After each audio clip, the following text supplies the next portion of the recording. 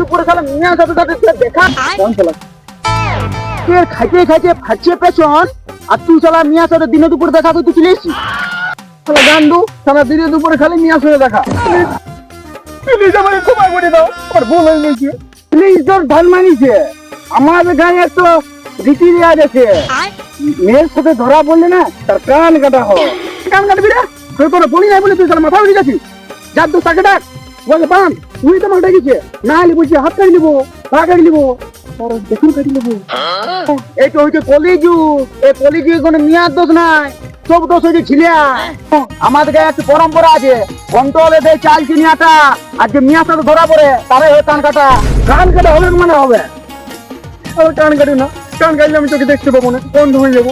কান কাটলে তুই অন্ধকার হবি রে, তো খেয়ের সঙ্গে কানের 4 আঙুল দূরত্ব আছে।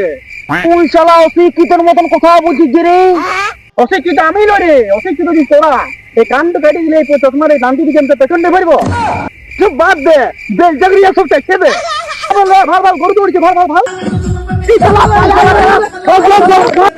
আমাদের এলাকায় যদি কোনোদিন নিয়ে আসলে ধরা পড়েছিল না, বিরাট খামচা করাবো তোদেরকে, ধান বানা আমি তারপরে।